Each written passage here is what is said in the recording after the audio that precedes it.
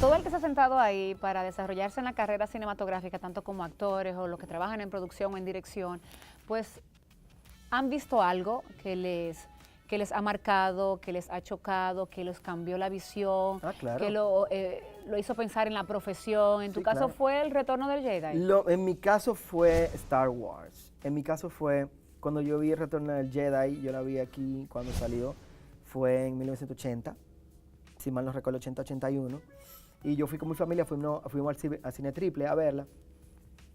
El cine Triple queda en el Malecón, para los que no saben, al lado de lo que es ahora el Ministerio de Cultura. Ahí había un cine que tenía 3 salas. ¡Wow! Era el cine Triple. Y estaba el cine doble que tenía 2 salas. Porque los cines antes eran una sala. Tú ibas al cine, el cine había una sala. Pero había multicine donde habían, tú sabes, otras tenían, el Cinema Centro era la que más sala tenía. Bueno, la sala que tiene ahora, que era una cuestión grande. Pero bueno, la cuestión es que fuimos al Triple y cuando la película arrancó, antes de iniciar la película per se, después de ver una tira que salía muy interesante de noticias que ponían en ese momento, arrancó, antes de empezar la película, arrancó el behind the scenes de lo que fue la primera, A New Hope, de Star Wars. Entonces salió de que, from the makers of, y entonces arranca este behind the scenes de todo este universo que ellos crearon. Pero yo no había visto a New Hope. O sea, la primera película yo no la había visto No la hasta ese llegaste a momento. ver, claro. No, pues eso fue en el 78 cuando vino. Yo nací en el 74, y yo si la vi no me acuerdo. Ella te vio a ti. Exacto, durmiendo, lo más seguro. Entonces, de repente yo veo esto, yo veo cómo ellos trabajan las maquetas y las naves espaciales que eran pequeñas, pero también había otras que eran gigantes, que echen madera, los blue screen, tú sabes, la gente peleando con los lightsabers, pero eran unos palos. Y de repente arranca el Retorno del Jedi, no era el Retorno del Jedi, no, pero era el Imperio Contraataca. Y de repente arranca el Imperio Contraataca, y yo veo todo esto, y yo veo con otra forma. O sea, yo no vi, yo teniendo la edad que yo tenía, yo no vi esa película de que... Como un espectador no, amazed, simple. de que, wow, qué película. No, yo estaba viendo y que, pero tú lo hicieron así, fue. Eso no es un espacio, nada, eso es mentira. Ella estaba en un blue screen. Así fue. ¿Y tú pensaste ahí como que...? Yo empecé a dibujar y de todo.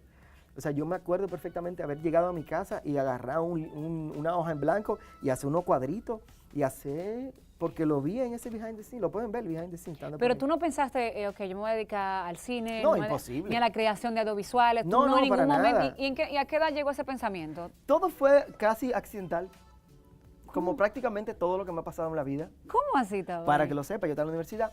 ¿Estudiaste publicidad? Yo sí, en ese momento, déjame decirte algo. Yo iba a ser músico, o sea, yo agarré una guitarra cuando yo tenía 13 años de edad.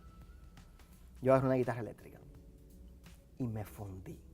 O sea, todo lo mandé para la misma, ¿entiendes? O sea, claro, tú eres de lo que decían que esos son los metálicos. No, sí, no, yo era metálico y todo, bueno, claro que sí, pero eso. Pero la época... Metálica, tú sabes, naif. Ajá. Con un palo de escoba, con unos amiguitos en una escalera.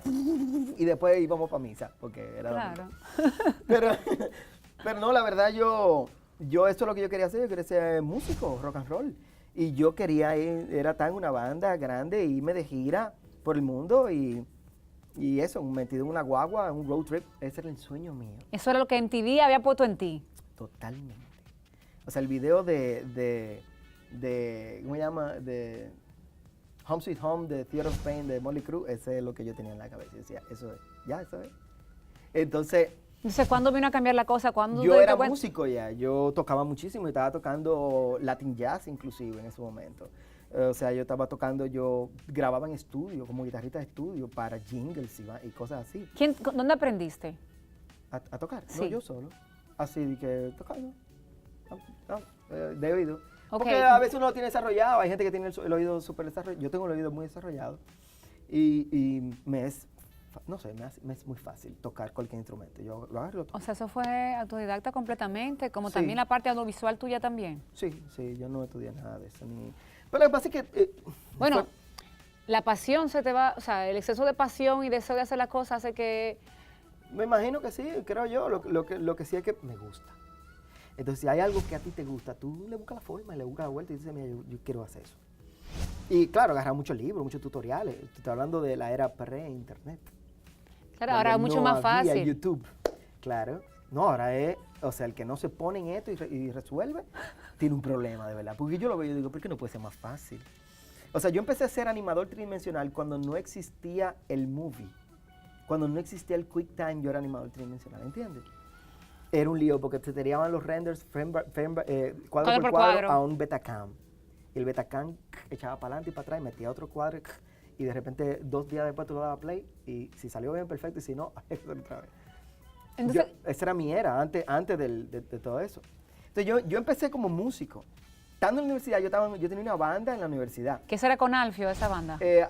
Bueno, no, Alfio no estaba en la universidad, pero teníamos una banda, sí. Yo y Alfio tocábamos Latin Jazz incluso. Tocaban juntos en esa banda, Sí, entonces. y tocábamos en muchas kermés, muchos colegios, claro que sí, con muchos otros músicos también, durante mucho tiempo. Y una amiga, Celeste Elena, me llevó un día, me dijo, yo hice una sesión de fotografía en una clase de animación tridimensional de una maqueta que yo hice, de un logo, hice una maqueta que pareciera como una ciudad usando la técnica de mi viejo. Hice una sesión fotográfica y a ella le gustó muchísimo. Y me dijo, oye, ¿tú cómo que tienes algún concepto 3D? Te voy a llevar donde un amigo mío. Y me llevó a donde José Luis Méndez Senior, que en ese momento era el head animador de este país, estoy hablando de 1993, 94. Y cuando, 94, sí, por ahí. Y cuando yo entré a esa sala, yo me quedé sorprendido con la animación tridimensional. Nunca había tenido el contacto directo con ella, ni siquiera con una computadora en ese momento. Y él me dijo, ¿te gusta? Sí, entonces entramos en hablar de música. El tipo es un musicólogo, que le encanta la música, es un genio musical. No como músico, sino como apreciación musical. Sí, conoce de música. Demasiado. Y ese se volvió un maestro mío de eso. Y me empezó a hablar y yo le empecé a tirar. Y entonces ahí creamos una amistad que se basó en la música. Y él me enseñó a animar. Y yo empecé a trabajar ese día con ese tipo. Así de la nada. Y yo duré un año trabajando con él. Luego de ahí entré a trabajar con Javier Mole en Dimensión Visual. Y duré como 3 años con Javier Mole en Dimensión Visual, haciendo postproducción, animación, efectos especiales. Después de ahí, entonuz me fui con Victoria Cruz, en paz descanse, y Máximo José Rodríguez, Sin Acción, como animador tridimensional. Y Máximo José me hizo editor en un proyecto que tuve que hacer forzado. Y me dijo, o edita o te va. Y digo, wow, pues tengo que aprender a editar. Sí, no, como que me tengo que ir de aquí. Mira, yo estaba con un hijo recién nacido, acabadito de nacer, Sí. fresh. Christopher, ¿tú tenías ahí? Christopher, mi hijo, en el 97. Agosto del 97 fue como en agosto, septiembre, octubre. Más o menos que viene ese que Máximo me dice, mira, no necesitamos un animador, aquí necesitamos un editor. Y si tú no editas, you gotta go. Y yo dije, no, pues yo me voy a poner a editar, me ve qué es lo que es. Y entonces me hice editor en Sin Acción. Y ya en menos de 3 o 4 meses yo era el head editor y postproductor en Sin Acción, que en ese momento era como la Panamericana de ese entonces. Pero en ese momento tú también estabas estudiando en APEC Publicidad. Yo estudiaba publicidad en APEC, me estaba volviendo loco ahí, realmente, porque Porque ya yo era profesional en ese momento. eso le pasa a mucha gente, quizás que era muy ambiguo el conocimiento que estaban recibiendo cuando tú estabas en la práctica a Ya un yo nivel estaba full superior. en la práctica, en el contacto constante de la publicidad con los creativos más grandes, haciendo los proyectos más grandes, ya yo lo estaba haciendo. No, y cuando he escuchado cosas de tu niñez, que cuando tu papá te regaló tu primera guitarra, que tú se la desarmaste y la volviste a armar, entonces Sí. todo es parte de tu naturaleza como ser humano que va de la mano de crear cosas. Totalmente. De que no tiene un límite. A mí no hay una cosa que me caiga en la mano que yo no la desarme.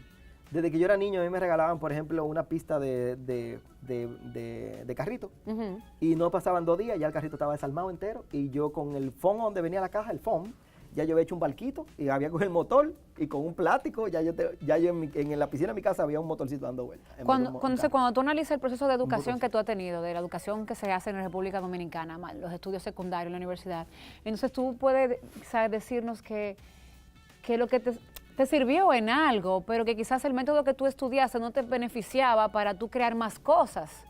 No, creo que sí existe la posibilidad. Estamos hablando de que el sistema de educación en ese entonces y todavía es muy arcaico.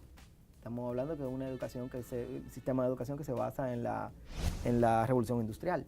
Estamos allá atrás todavía. O sea, todavía los límites creativos, donde cuando a los niños realmente deben de incentivarle la creatividad. La mayoría de los colegios, el mismo sistema educativo, lo que hace es lo contrario, es cortarle la creatividad. cuando debe ser al revés. Entonces yo me imagino que como tú, como estudiante en la escuela, quizá no ponía atención a la matemática o no Para ponía nada. atención a la historia, tú estabas en otra cosa, tú querías armar y Totalmente. desarmar. Exactamente. Lo tuyo era Estaba más armando- pero el tuyo es más robótica. Sí, estaba armando y desarmando todo el tiempo y creando, todo el tiempo, desde que yo tengo uso de razón. O sea, tú tienes una... Pero eso viene de mi familia. Mi abuelo, Lulio Blanchard, el papá de mi papá, Teodulo Blanchard, el tipo era un genio también, matemático y físico y literario, escritor. Y él armaba y desarmaba todas las cosas. Él tenía un carro en su casa, un Chevy Nova, que lo desarmó entero y lo volvió a armar entero. Y tenía un taller, eso me fascinaba a mí, porque tenía un taller lleno de todo, organizado, con todos los tornillos por los diámetros, y todas las herramientas y todo, para nada, porque él simplemente le gustaba armar y desarmar. A mí me pasa igual también.